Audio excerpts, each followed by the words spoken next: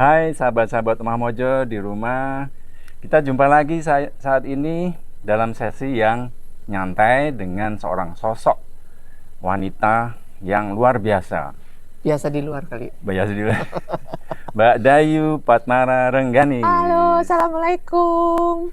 Assalamualaikum. Selamat pagi, sejahtera selamat siang, untuk kita salam sejahtera untuk kita semuanya. Om Swastiastu, Namo Buddhaya, Salam kebajikan. salam kebajikan. Lengkap pis pokoknya. Oke. Indonesia, Pak. Indonesia, NKRI. Indonesia, NKRI, betul. Oke teman-teman di rumah, kita pagi hari ini kita ngobrol dengan Bu Dayu, Mbak Dayu, di mana beliau ini adalah seorang wanita karir ya, seorang ibu rumah tangga juga, dan dalam peran gandanya beliau selalu sukacita dalam menjalani kehidupannya dalam peran ganda itu. Nah kali ini saya ingin interview beliau nih. Ya, kira-kira ngobrol ya. Ngobrol santai, ya, ngobras. Ya, obras. Ngobras. Baik teman-teman, gimana nih? Mungkin Mbak Dayu bisa mengenalkan diri dulu. Ya, nama saya Dayu Patmara Rengganis. Saya ibu dari 3 anak, laki-laki, perempuan, laki-laki. Dan sekarang yang pertama, yang sulung sudah menikah, tapi masih belum dikasih cucu. Jadi mudah-mudahan Pak Kris didoain ya, bisa cepat punya cucu. Nah, nyusul, amin. Jadi saya ini memang dari keluarga yang perempuannya itu kebetulan berkarir. Ibu saya tuh juga dulu di Pertamina dan menjadi kepala divisi perempuan pertama yang ada di Pertamina waktu itu ya. Rupanya nurun ini. Ya, nurun. Jadi melihat dari situ, waduh ini sekali. Karena ibu saya tuh selalu pesan, Dok, kowe jangan ngandelin dari suami gitu ya. Jadi apa-apa tuh kalau bisa kamu bisa mandiri begitu ya, mandigani diri sendiri seperti itu. Jadi memang itu sudah ada rootsnya kali ya.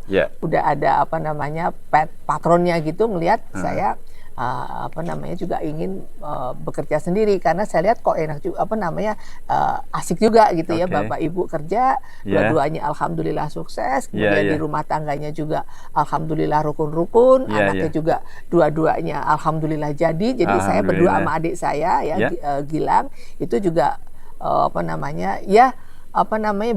bukannya secara materi kita syukurin aja, tapi semuanya gitu ya, kita sehat, kita lengkap ya, lengkap, kita bahagia seperti itu. Jadi memang dari situ saya belajar banyak dari ibu saya bagaimana menggenggam dua dunia kalau istilah saya.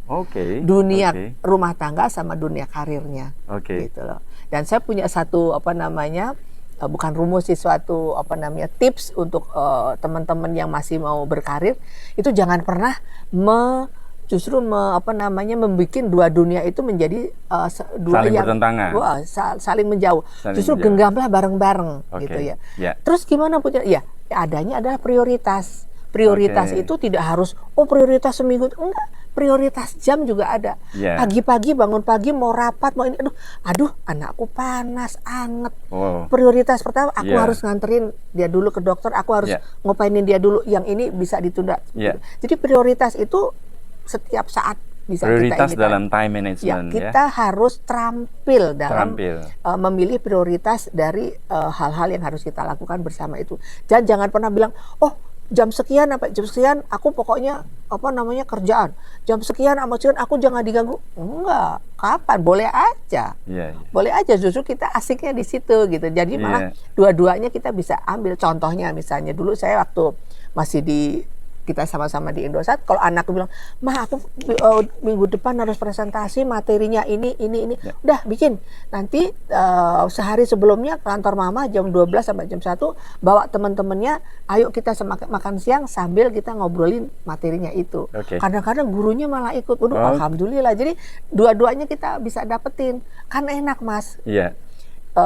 Sambil ngobrol, sambil makan siang, sambil kita di ruangan kantor, nggak ganggu ini, jam 1 teng saya udah bisa aktif lagi dan tidak menyita waktu saya untuk kemana. Mereka yang kita undang ke kantor. Jadi tujuan dua-duanya tercapai ya. Gitu. Baik tujuan untuk keluarga gitu. Maupun untuk tujuan karir. Nah, sebaliknya misalnya lagi banyak kerjaan di rumah, di kantor lagi banyak kerjaan, kemudian kita udah di rumah, monggo nggak apa-apa. Bu, diganggu nggak apa-apa. Waktu jadi direktur operasi di PT Inti jam 2 malam, jam 1 malam, ya monggo. Suami saya cuman tuh ada ini, ya maaf ya nih, nggak apa-apa, karena memang dia sudah menyadari bahwa istrinya tuh tidak hanya di rumah, tapi dia juga bekerja. Jadi tips saya kayak gitu, jangan pernah justru malah memisahkan dua hal yang kita mau professionally. Jadi jam sekian Pak, jam sekian itu kerjaan, jam sekian sampai jam, malah enggak menurut saya. Jalan aja dua-duanya. Bagaimana kita terampil memprioritaskan hal-hal yang ada di depan kita, itulah yang harus kita telatenin bersama gitu. Jadi lama-lama komunikasi dengan suami gimana? Oh, baik, karena karena dia juga kan kerja juga. Jadi kalau misalnya dulu tuh mengenai misalnya ambil rapot atau segala macam, saya bisa TikTokan. Kalau misalnya aku nggak bisa, ya saya harus bisa. Gitu ya. Kalau misalnya kadang bapaknya yang ngambil jadi nggak perlu gitu. Kita tuh selalu berdua untuk ini, nggak seperti itu. Nah, itu tipsnya juga gitu. Dengan suami juga jangan terus pengennya berendeng-rendeng. Kita bisa kok kerjasama, teamwork, tetap komunikasi bagus, tetap keberadaan kita juga masih dirasakan tanpa harus selalu bersanding secara fisik gitu, bersanding secara mental, secara psikologis kan juga perlu itu dipeliharanya di situ. Keren ini Mbak Dayu. Mengenai karir nih ya, sebenarnya Mbak Dayu tuh mulai kerja kapan ya? Dan di mana? Begitu, ya. Sampai saya terakhir. Saya masuk UI, Fakultas Hukum UI itu 77. Ya. Kemudian alhamdulillah jadi saya ini lulus ceritanya langsung. orang hukum nih. Hukum. Hukum. Orang hukum. Saya sampai S3 hukum. S3 hukum. Iya, saya doktor hukum, ilmu hukum dari Unpad. Gitu. Ya. Jadi masuk 77, angkatan 77, saya alhamdulillahnya itu lulus langsung, nggak pakai hair, nggak pakai ini. Jadi 1982 saya lulus bulan Juli, waktu itu kan ininya Juli. Itu September saya udah kerja. Kita seangkatan ya waktu itu. Iya. Saya September udah masuk ke Indosat. 1 September 1982. Saya masuk Indosat 82. Oh, Pak Kris yang ini saya. Oktober. Waktu itu saya di personalia masih staf Ipli. Pak Kris itu yang Pak Kris nggak ingat ya, yang bagiin tes psikotesnya kan saya. Oke. Iya, di gondang dia yang di lantai atas ya depannya ininya Pak Parapak. Awal dari Indosat pertama kali adalah di gondang dia. Gondang dia lama ya. Gondang dia lama. Aduh, itu berkesan banget. Upacara juga di situ masih sederhana banget ininya. Tapi semangat kita bukan main ya waktu itu memang. Iya, betul. Pak almarhum Pak Cacu, Pak Parapak, Pak Jayadi itu memberikan itu yang saya bawa Pak Kris kemana-mana. Terus pelajaran yang Mbak Dayu dapat selama berkarir di Indosat apa? Itu orang Indosat itu memang high achiever semuanya. Iya. High achiever semuanya, karena itu tadi tiap saat kita selalu diberikan semangat sama direksi kita bertiga itu. Jadi kita tuh secara nggak sadar harus mencari yang terbaik, apa yang bisa kita keluarkan potensi yang terbaik. High achiever, individual no problem. Tapi when come up the team, kadang-kadang di situ masalah karena semuanya kepengen high achiever. Itu saya yang alami seperti itu. Wah, saking banyak high achievernya. Jadi kadang-kadang kita suka clash sama kolega, sama teman-teman ini karena masing-masing kepengen yang terbaik. Nah, untungnya alhamdulillahnya bos-bos kita dulu itu sangat bijak, sangat terampil bagaimana bisa orkestrasi potensi-potensi yang ada di bawahnya. Tapi saya ngerasain itu high achiever karena sampai keluar pun ke bawah. Jadi kadang-kadang mesti orang Indosat. Jadi ciri atau karakter Indosat di dalam dunia kerja itu alhamdulillah terbawa terus ya sampai sekarang ya. Kadang-kadang orang bilang ini nggak sabaran, udah nggak sabaran, kritis gitu. Terus harus detail, perfeksionis. Komentarnya seperti itu gitu. Saya ngerasain karena kan udah dari Indosat di beberapa BUMN ya. Oleh karenanya kita ingat waktu itu memang ditekankan success through teamwork ya. Success through teamwork. Karena memang beliau itu ngelihat ini karena waktu itu psikotesnya nggak kayak yang sekarang Pak, nggak yang terakhir, bener-bener itu keren lah pokoknya. Jadi yang masuk itu pasti yang terbaik. Yang terbaik. Itu. Ya, ya. Jadi itu. Jadi selama di Indosat itu Mbak Dayu menanamkan nilai-nilai pada diri Mbak Dayu sendiri, sedemikian rupa sehingga itu terbawa sampai sekarang ya. Sampai sekarang. Nah kalau nggak salah setelah dari Indosat Mbak Dayu kemana tuh? Ke PT Inti. PT Inti. Iya. Oh ya, sebelumnya kita kan satu tim ya. Satu tim. Wah, itu Satu tim tim 3G. 3G. Ingat nggak Pak Kris? Kita waktu 3G sampai kita di apa namanya di Kominfo. Iya, betul. Aduh, itu deg-degan banget itu. Oh, aku nggak bisa tidur, Pak. Kita dapat nggak ini frekuensi, Dapet, alokasi ya, frekuensi gitu kan? Terus kita bersaing, nungguin, ya. iya benar-benar. Itu frekuensi dilelang loh. Dilelang pertama kali. Iya, iya. Itu sejarah. Dan itu menjadi basis iya. sedemikian rupa sehingga Iya. Indosat bisa sampai sekarang eksis ya. Iya, itu Ya, apa itu. namanya jejaknya dari situ yang kita rintis dari situ. Dan itu juga kadang-kadang kita alhamdulillahin bahwa kita bisa memberikan kontribusi dalam Indosat. Nah, kalau saya Pak Kris boleh ini sedikit agak pamer sedikit, saya paling bangga adalah pada saat Indosat masuk lokal. Masuk lokal. Ya, bersaing. Surabaya sama Jakarta. Itu Bersaing dengan Telkom. Itu pertama Ya. kalinya Indosat yang tadinya hanya internasional itu masuk ke ya memang waktu itu diperkenalkan kompetisi ya supaya Betul, bisa memberikan yang terbaik, ya. kualitas terbaik, pelayanan terbaik dan sebagainya. Tapi disitulah saya tuh kadang-kadang aduh, orang kalau misalnya memang saking dia kepengen memprotek dia punya revenue, jadi malah kebalik gitu. Saya ingat bener tuh. Gimana tuh kebaliknya? Pak Kristiono tuh. Oke. Kan dia selalu ngomong ke regulator, ngomong ke Departemen Keuangan. Waktu itu Pak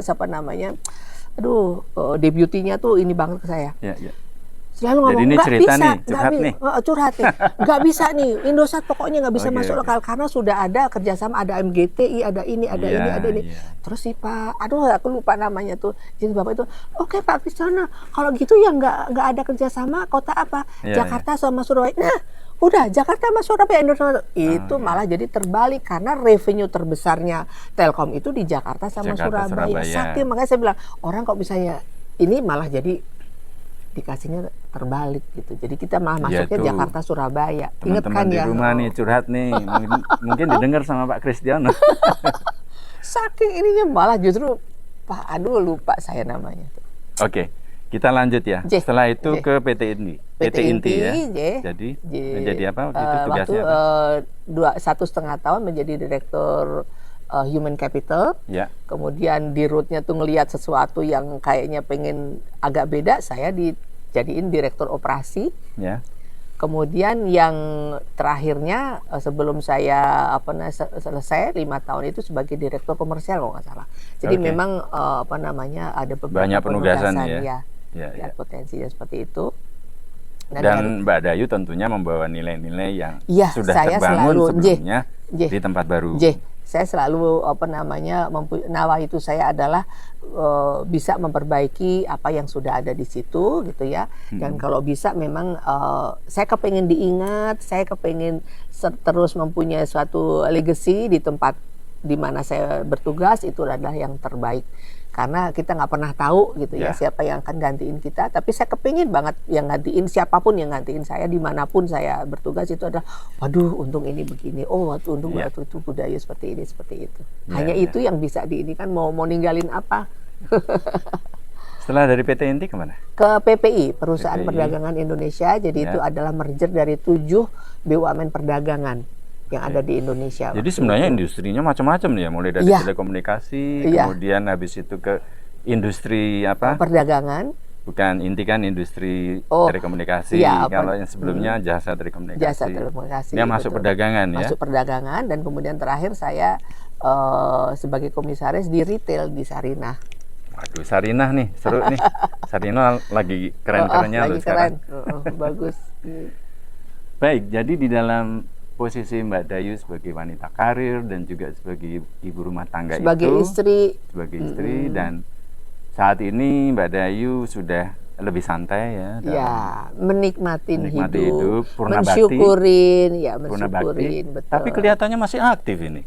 Ya, mengaktifkan diri. Apa kuncinya? Ya gini, karena kita mensyukurin itu kan macam-macam Pak. Ada yang mensyukurin hanya sekedar aku mensyukuri ini hanya sekedar ucapan. Kalau saya mensyukurin dengan bisa kontribusi apalagi ya, dengan kapasitas saya yang hanya begini ini, saya bisa apa lagi? Kok hanya begitu? Ya kan, harus begitu Pak. Keren loh tadi. Keren ya. Jadi kontribusi apa nih? Apalagi mengatur antara waktu rumah dengan waktu kerja, waktu berkarir itu bagus sekali, itu bisa dicontoh nih Mbak Dayu. Pokoknya jangan dibenturkan tapi genggam. Dua-duanya digenggam. Tentunya di dalam masa purna bakti, waktu menjadi lebih leluasa lebih leluasa. Jadi saya memang punya passion yang belum bisa saya lakukan pada saat saya aktif. Karena waktunya begitu banyak. Sekarang ini saya lakukan apa itu? Jahit. Gawe baju dewi.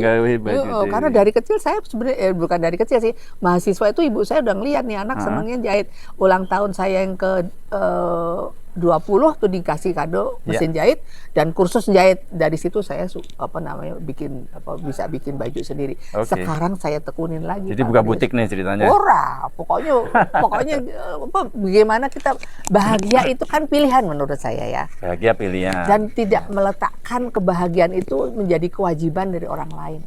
Tidak berekspektasi orang lain membahagiakan kita. Betul, kita yang harus ini. Jadi kita harus mencari apa yang bisa bikin kita bahagia, itu saya lakukan. Maka tadi hal-hal yang belum sempat saya lakukan pada saat aktif, itu tak lakuin sekarang. Waduh enak banget itu ya. Bahkan mungkin jauh lebih enak sekarang daripada dulu. Iya, makanya. Dulu banyak stresnya ya. Stres. Sekarang banyak stres, marah-marah gitu ya, karena kan itu tadi high achiever itu kan emang sudah jadi darah daging kita, jadi udah jadi my middle name is stres itu tadi. Cuman Mbak Dayu nggak PPS dong. PPS itu apa? Post power syndrome. Insya Allah enggak ya. Alhamdulillahnya enggak, karena post power karena mengalir aja ya dari dulu. Waktu berkarir sampai sekarang udah lebih leluasa, mengalir aja. Mensyukurin itu kan. Nah, kata kuncinya mensyukuri. Mensyukuri itu implementasinya harus beneran loh gitu. Jadi jangan hanya di mulut aja mensyukuri ini. Mensyukuri dengan tingkah laku kita, dengan perilaku kita sehari-hari, dengan mengisi waktu kita sehari-hari. Tadi itu aku senang masak, jahit. Terus aku tuh seneng resik-resik uangnya Pak. Bersih-bersih gitu. Iya. Clean freak. Jadi udah itu pokoknya harus bersih ya. Pernah dengar sulak-sulak? Udah lama. Fodi nggak ngerti kan sulak-sulak. Sulak itu bersih-bersih pakai bulu ayam. Nyulai. Itu. Ya sambil sekarang kan udah nyanyi-nyanyi. nyetel YouTube ya kan di TV. Kalau misalnya pakai speaker yang keren, udah enak banget itu. Sambil nyanyi sama kucing. Dari dulu tuh kan aku suka kucing. Emang dari zaman ibu saya tuh senangnya kucing. Nah dulu kan nggak pelihara apapun karena saya jangan sampai ngebebanin. Mau melihara anak 3 sama suami aja udah ribet gitu ya. Melihara 3 udah dipakai kucing. Nah sekarang aku pelihara kucing, disayang-sayang gitu ya, ke salonnya dianterin, nanti beli makanannya segala macam. Jadi itu yang bisa membuat saya selalu tiap hari bangun itu semangat dan seneng gitu, bahagia. Aduh hari ini malamnya aja udah mikir, aduh besok masak apa ya, anakku kemana kata ini Pak ya gitu. Kalau misalnya keinget, pengen bikin ini, belum ngerti resepnya, langsung ini nyetel YouTube gimana caranya. Sekarang kan gampang. Sekarang gampang cari resep di YouTube aja ya. Itu bikin resep, nyobain resep baru, sukses itu udah bahagia banget Pak. Jadi memang beda banget dengan. Kelihatannya saya harus belajar juga nih masak. Ayo masak itu seneng banget tuh, apalagi kita masak. Pakai sukses resep-resep yang ada di YouTube. Terus habis gitu. Tapi anak-anak tuh lucunya gini, kalau yang di YouTube mah udah banyak mah, justru yang nggak ada di YouTube resep-resep yang jadul ini ya sudah kayak mangut lele, sama anak. Mangut lele, brongkos gitu-gitu kan udah jarang yang mau bikin karena ribet. Jadi kuncinya ini adalah bersyukur, bahagia dan sejahtera. Ya. Bersyukur, bahagia dan sejahtera. Nah kalau sejahtera orang kan selalu itu materi ininya. Ya sudah, kalau misalnya kita berapapun kita punya, kita syukurin gitu loh. Kita cukupin karena namanya materi nggak akan pernah ada habisnya. Dapat sekian, kepengen sekian, udah makanya mensyukurin aja udah. Alhamdulillah. Dan bersyukur pertama saya selalu ada. Insya Allah saya sehat. Ya itu air penting batin, itu. Ya karena kalau sehat itu bisa ngapa-ngapain. Bisa olahraga kan? Ya masih. Good, good, Stressing, Oke, stretching pagi sama nafas naga. Oh, Gitu. apa itu? Nanti aku Jadi, ajarin ya. iya, diajarin itu ya. dari tahun 2005 saya waktu itu di kursus sama Indosat kok. Oke. Dikirim ke Sukabumi belajar Iya. nafas naga. Oh iya. Oke. Gitu. Baik, mungkin di masa Purna Bakti tentunya Mbak Dayu masih bisa apa? Berkontribusi. Memberikan apa namanya? Manfaat bagi Iya, lingkungan iya, sekitar iya, dan juga iya, sesama. iya. Tentunya dengan potensi yang Iya. Mbak Dayu Nah, kebetulan miliki saya itu ya. organisasi perempuannya tuh banyak banget, Mas. Wow. Mulai dari yang kemarin Kebaya Goes to UNESCO, Iya. kemudian ada perempuan pemimpin Indonesia. Jadi kalau dilihat apa namanya nanti di HP saya itu hampir semua yang perempuan-perempuan yang hebat-hebat itu saya masuk di situ gitu. Oh, keren. Jadi di situ masih ada minta, Bu, Bunda hukum ya, siap. Tapi saya nggak mau di yang pengurus hariannya loh ya. Memang core Terus kompetensinya di gimana? hukum ya. Aku pokoknya terus advisory namanya. Iya, Advisory itu apa namanya ininya aja, sebutuhnya aja, on call aja. Ya. Kalau ada yang kira-kira ragu hukum ini. Jadi saya selalu nggak mau di dalam struktur. Ya. Udah Bunda selalu di advisor aja, di atas aja, pembina kayak apa boleh. Saya bilang yang penting nek rapat nggak harus datang, nggak Ya. apa-apa gitu ya. Fleksibel lah waktunya Fleksibel ya. gitu, karena saya bener-bener mau nikmatin itu. Jadi Ya. pagi itu udah bener-bener plong gitu loh. Kalau misalnya sekarang tuh nggak mikir aduh kerjaan ada yang tunda, itu market share-nya berapa, aduh itu kurs dolarnya berapa, Iya. ini dalam negeri lagi apa nih, perang, nggak ada lagi seperti Nggak itu. ada lagi ya. Gitu. Alhamdulillah. Nah, ini sekarang ini kan lagi pandemi nih. Ya, Dan ini udah masuk ke endemi ya. ya insya Allah. Kira-kira yang gitu. kemarin itu Mbak Dayu ngapain aja tuh selama Ya, pandemi? di- Tetap aktif ya? Tetap aktif. Justru saya jadi di situ melihat begini Pak Kris, pandemi itu satu sisi memang iya, itu secara ekonomi terganggu lah ya Terganggu. ini. Tapi secara sosial itu menurut saya ada manfaatnya, ada hikmahnya ya. Ada hikmahnya. Satu, kita jadi melek digital. Melek. Yang tadinya kita belanja itu harus secara fisik kemana-mana, udah pinter. Ada yang menyediakan Semua itu online ya. semua online. Itu sampai ke mbok-mbok di bawah pun itu udah online. Kemarin saya ke Jadi Jogja mereka ke pasar, ke pada pintar pasar itu semua ya? saya mau bayar saya mau ke Jogja nyopir sama suami saya nyopir, terus Ya. kita berhenti di rest area. Ya. Saya beli pokoknya di Cirebon mau beli apa gitu, mbak pakai ini, Bu, Kris di QR ya, Mbak ngerti, Pakai iya QR QR ya. ngerti di aku tuh, Mereka aduh, seneng mbak ngerti banget. QR ya? Iya, sampai ke level bawah tuh QR tuh tahu. Iya. Ini kan, QR gitu, wah hebat. Udah bos. canggih nih. Canggih. New normal. Ya new normal.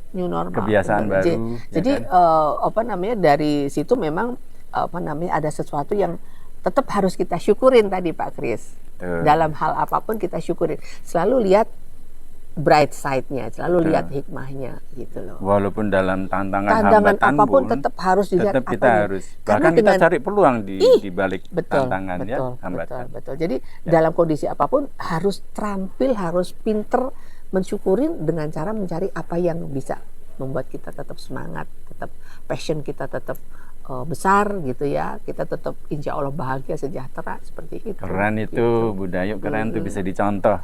Sangat menginspirasi. Ini bukan ini sharing. Ini kalau saya begitu gitu kan mungkin Iya. orang lain kan mungkin beda-beda. punya pengalaman masing-masing. Tapi ini ya. pengalaman saya. Iya, Pokoknya kalau malam pagi tuh udah mulai mikir besok tuh mau ngapain gitu ya. Semangat udah gitu. Sepatu anyar, semangat Pak Kris. Saya Iya. kan seneng fashion gitu ya. Oke. Jadi misalnya, kok ada bagus nih baju nih. Jadi semangat, besok beli beli kainnya. Sekarang beli kain juga bisa online. Beli kain, beli renda, beli kancing baju. Ya. Yuk besok jahit. Sehari harus jadi. Karena hari Rebo saya mau ketemu ini, saya mau jahit. Itu semangat banget Pak Kris. Semangat ya. Semangat banget. Oke, ini interview terakhir nih, obrolan Ye. terakhir nih ya. Ye. Kira-kira Mbak Dayu ke depannya akan bercita-cita meninggalkan legasi apa nih?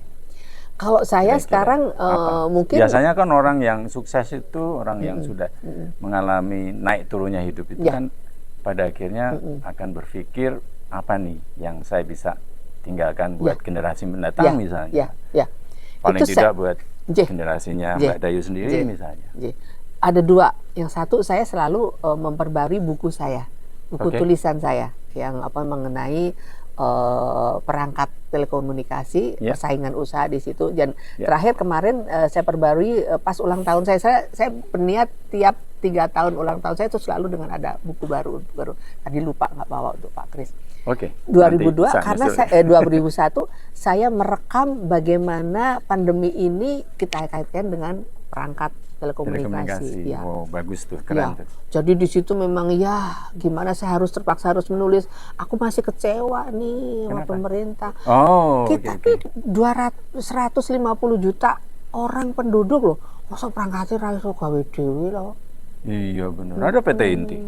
Ada PT Inti, ada LAN, ada ini. Ada industri. Pokoknya industri dalam negeri itu perlu Jadi di buku saya yang terbaru itu mohon maaf kalau ada yang baca. Ya bukannya saya pesimis, tapi itu cara saya bagaimana kita menyemangati pemangku jabatan, pemangku kuasa untuk gimana caranya. Satu aja, misalnya aja itu chargernya mbok diatur. Pokoknya kalau semua gadget itu kalau di Indonesia chargernya kayak begini. Jadi kalau kita pergi rame-rame itu nggak harus satu keluarga. Nah kemarin pergi bertiga kok chargernya kudu 3 karena mereknya beda. Aku waktu di Inti udah seperti itu Pak. Mikirnya seperti itu. Dan tapi juga itu tantangan memang. Tantangan. Jadi di buku saya yang edisi 2021 itu saya tulisnya seperti itu. Jadi keluar saya kepengen nanti ada yang baca dan alhamdulillahnya saya dikasih tahu, Bu, bukunya Ibu yang pertama itu di-quotes oleh mahasiswa karena memang jarang Pak yang menulis tentang perangkat telekomunikasi dan itu dari segi persaingan usaha dari hukum itu jarang. Jadi alhamdulillah saya itu yang kepengen saya tinggalin. Terus sekarang ini saya lagi berusaha gimana caranya saya kepengen nanti kalau saya udah meninggal, saya mati, dikenang sama anak-anak saya, dikenang sama keluarga saya itu, oh ibu yang baik, yang sabar ya, karena sabar ini paling susah untuk saya Pak. Yang sabar, yang berkarya dan masakannya enak, dijahitin bajunya, aku kepengen itu aja. Karena sebenarnya itu yang legacy yang buat di keluarga maupun di generasi yang di luar. Ini yang paling terakhir ini. Kira-kira Mbak Dayu menghadapi Indonesia Emas seperti apa? Indonesia Emas itu Indonesia memperingati 100 tahun kemerdekaan di tahun 2045. Aku melihatnya gimana? Indonesia, optimis ya. Mengapa optimis? Kalau misalnya karena kita mempunyai apa yang nggak punya kita. KP punya loh. Semua punya ya? Semua punya. Sumber daya alam coba. Yang namanya sekarang untuk bikin baterai itu apa namanya? Lithium ya. Untuk bikin itu ada di sini. Ya bahan bakunya nikel. Nikel, itu kan. Kekayaan laut. Iya, maritim kita. Ikannya itu di dalam samudra kita itu betapa kayanya tuh. Iya, dengan wawasan Nusantara itu di antara pulau punya kita semua. Udara, darat, laut, udara, semua penuh dengan kekayaan. Punya kan Pak? Ya, kan kapan duwe? Iya, betul itu. SDM-nya. Nah, kuncinya di SDM ini, gitu. Jadi wis rasa ngomong apa-apa, pokoknya nek presidennya apik, presidennya lurus, presidennya kayak yang sekarang itu insya Allah nanti 100 tahun kita Pak itu tercapai ya. Karena di tahun 2045 lebih dari yang mana-mana. Kita diprediksi menjadi ekonomi keempat di dunia loh. Amin. Mudah-mudahan. Jadi kita amini ya. Makanya diaminin dan gini loh, nggak usah gengsi, nggak usah malu kalau meneruskan sesuatu yang baik. Teruskan yang baik itu diterusin gitu loh. Nggak perlu bikin baru, nggak perlu bikin yang aneh-aneh agar supaya mendapatkan acungan jempol, tapi meneruskan ya baik itu jempolnya malah luruh gitu. Cool, keren.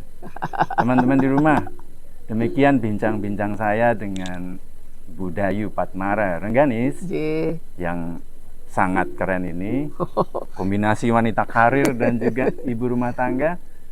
Karena tidak lupa tugasnya sebagai ibu rumah tangga, namun juga berprestasi untuk negeri ini. Amin. Insya Allah masih bisa diberikan kesempatan untuk sedikit berkontribusi kepada merah putih.